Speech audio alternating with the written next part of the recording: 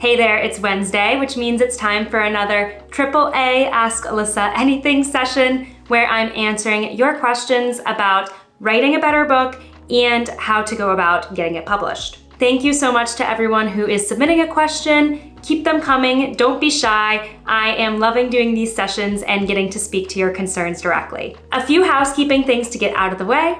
If you haven't already, make sure you hit that subscribe button and join this amazing community of writers and storytellers. I'm loving seeing the growth of this community and the engagement that you all are providing on these videos. It means so much to me. While you're at it, go ahead and hit that like button for the YouTube algorithm.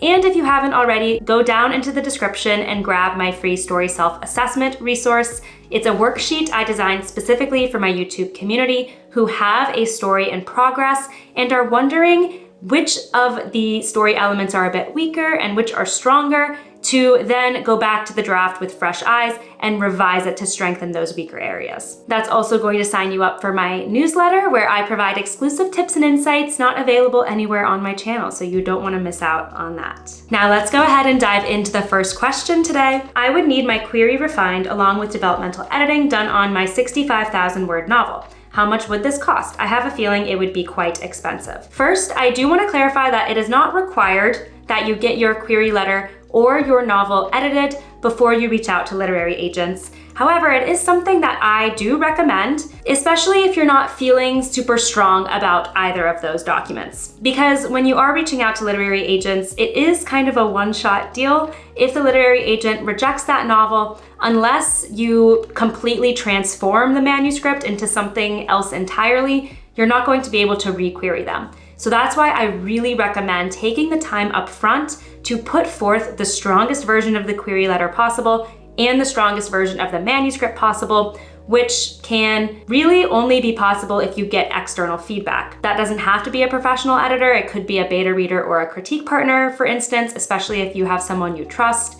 But there are many professional editors out there who do offer these services, myself included. All that being said, I think it is really great that you are already thinking strategically about making these materials as strong as possible and refined via an editor before you go out and query. As for how much this is going to cost, every editor sets their own rates, just like any freelance business, and that comes from their own individual experience as well as their own process. So I really recommend getting a handful of quotes. It is possible that some editors would maybe bundle those services together if you're going to work with the same editor on both documents. And that's really going to be the best way for you to figure out what budget you need to set for this project. Developmental editing, I will say, is the most expensive form of editing because it is the most comprehensive and time intensive. The editor is helping you identify weak areas in your story and offering suggestions on how to strengthen them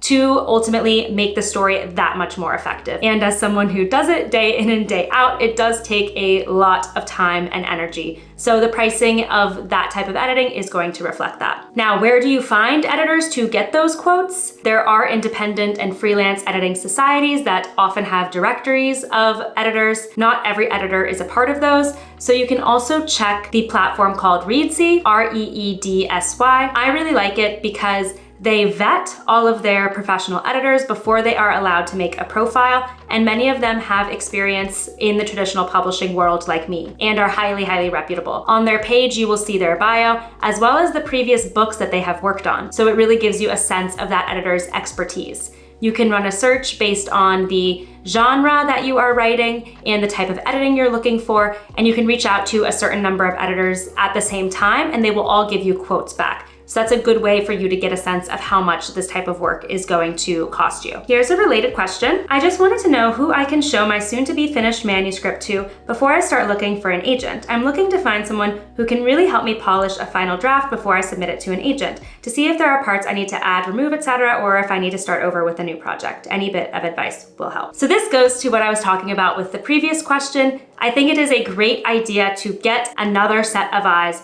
on your manuscript so you can make it as strong as possible before presenting it to those agents. As I mentioned, that could be a professional editor. I recommend running a Reedsy search to see what type of editors are out there who work in your genre, and again, getting some quotes from them to see what that type of feedback would cost you. If you are looking for big picture, holistic type feedback, like, does this manuscript have potential? This type of feedback is likely going to take the form of an editorial assessment, also called a manuscript evaluation or manuscript critique. So that is the specific service I would direct you toward. I have another video where I go through the differences between editorial assessments and developmental edits, so I will link that in the description for a bit more clarification on what those different services entail. However, if ultimately your quotes come back for the editorial assessment and they're out of your budget, that's totally understandable. In that case, I would work to find a beta reader or a critique partner who could provide you feedback as well. Typically, how this arrangement would work is that you would also read that person's work in progress, ideally in the same genre as you, and you would swap feedback. Now, the important thing here is to find a beta reader who you really do trust and who does have good insights, which can be tough to determine if you are just establishing this relationship with them, because again, you do want to make sure that their feedback is going to be high quality and resonate with you, and unfortunately, it doesn't always end up that way. But those are the two primary methods of getting feedback before reaching out to literary agents. We have time for one more question today. Your answer about how many agents to query at a time was so helpful, Alyssa, thank you. I'm so glad to hear that. I'm worried about something though. I have been seeing writers on Twitter sharing that they have hundreds of rejections of their queries.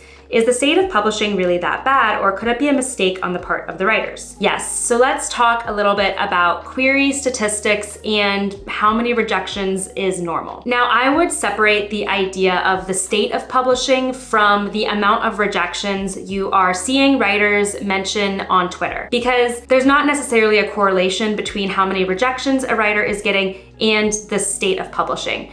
After all, publishing has always been an industry that sends more rejections than acceptances, right? There are more people who reach out to literary agents, more people who want to get their book published than the literary agent and editors at publishing houses actually accept for representation and then publication, right? It's a funnel type system. More people coming in, then you get a literary agent, and then the funnel even becomes smaller with literary agents submitting to editors at publishing houses and publishing houses being picky with which projects they choose to take on from literary agents. So that being said, there's always going to be more rejections out there than acceptances. That's the nature of the business. That is how the business is structured. And many industries are like this, right? When you're talking about getting funding for a startup, it's the same way. More startups want funding than are able to get funding. There are more screenplay submissions than actual movies that get made, etc., etc. So let's not get hung up on the fact that there are people talking about tons of rejections out there, because rejections are part of the process. And the vast majority of authors who have gotten a book deal and gotten their books published traditionally also had rejections along the way. So rejections in and of themselves are not a problem, and they are not reflective of the publishing industry having a problem. Now let's talk about the number of rejections, right? I really don't want you, if you are in the process of querying or you're planning to query down the line, to get hung up on seeing a bunch of authors cite that they have over 100 rejections and then feeling discouraged. The truth is that every writer's process is different, and I know that doesn't really help alleviate your concerns, but it is the truth. Some writers get 20 rejections, others get 50, others get 100 before they get a book deal. Some are lucky and the first agent that they query is the agent that represents them, and then they get a book deal. You don't know what your process is gonna look like until you go into it. So I do not think it's productive for us to talk or think in terms of how many rejections are normal, how many full requests are normal, because there is no normal. Now, what you can do is make sure your query package and your manuscript are as strong as you can possibly make them, as I've been talking about in this video today, and then send out those queries and see how they go. But do not let the fear of rejection or discussions on Twitter hold you back from doing that. I know it can be hard to block out all that noise, but sometimes maybe even taking a break from writing Twitter can be helpful. Thank you so much to everyone who submitted a question. If you have something you'd like to ask me, leave it in the comments here to add it to my queue. And don't forget to hit that like button, subscribe if you haven't already, and grab that free story self-assessment resource waiting for you in the description below. Thanks so much for watching, and happy writing.